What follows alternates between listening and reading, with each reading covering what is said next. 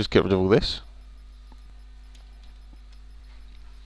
Get rid of all this. So this time, instead of this metre squared here, we don't want this metre squared. What should we have it in? Let's have it in... Oh, pick the right one. Let's have it in millimetres. Right? Bigger jump, but same principle again. Let's write it down. So we'll write down a 1.45 times 10 to the 8 kilometres squared. Okay, then we're just going to work out our conversion factor again. Okay, how many millimetres are there in a kilometre? Right, we're getting sort of big numbers here. So what I like to do is I'll say, right, well I know that there are 1 times 10 to the 3 metres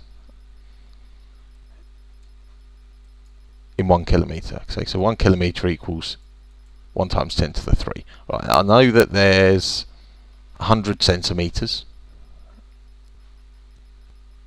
So 1 metre equals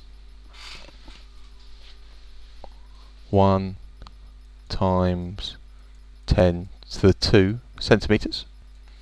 And I know that there's 10 centimetres, 10 millimetres in 1 centimetre. Okay, so 1 centimetre equals 1 times 10 to the 1 millimetres. Okay, sure, hopefully that'll make sense. Okay, so I know how many metres there are. That's quite easy to figure out. I can figure that out off the top of my head any time I like. I know how many centimetres there are in a metre, so I'll figure that one out. And I know how many millimetres are in a centimetre. Okay, so I've broken it down into smaller parts. Instead of going this big jump from kilometres to millimetres, I've made lots of little small jumps and broken it down, make sure I get it right every time. All I have to do now is add these up. Okay, so 3 plus 2 plus 1 equals 1 kilometre equals 1 times 10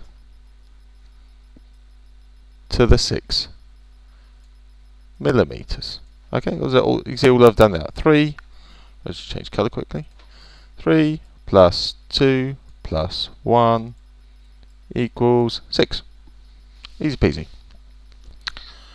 Okay, now we've got our conversion factors. We know 1 times 10 to the 6 millimetres equals 1 kilometre.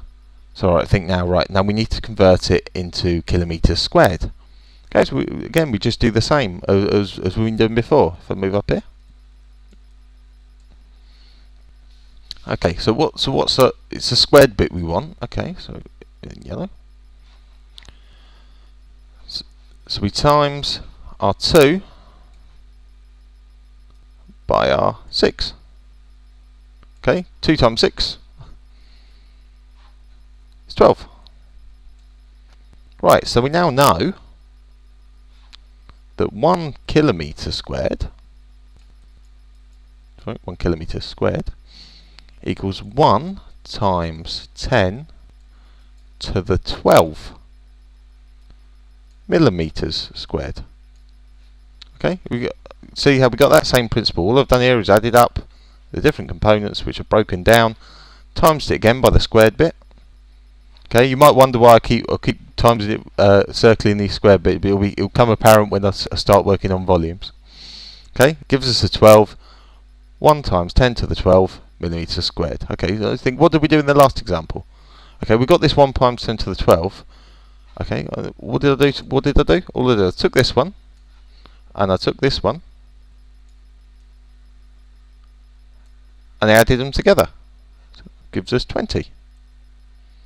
Okay, so we now know that 1.45 times 10 to the 8 kilometres squared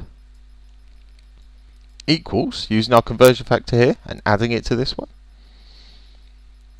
1.45 times 1 times 10 to the 20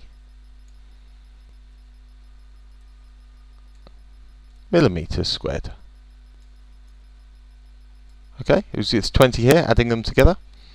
Okay, we can obviously multiply out these brackets. 1 times 1.4 times 1 times 4.5 is obviously 1.45. So it equals 1.45 times 10 to the 20 millimeters squared. Okay, hopefully you'll be getting a good idea of this now, how it works. It's an easy way of doing it. Obviously I can't draw a box for this because it would be bigger than my computer screen. And why it's so important that you understand this multiplication process here, because you can't be drawing out boxes all the time. They will simply get too messy and it will take too much time in the exam. So hopefully you'll be getting a clearer idea.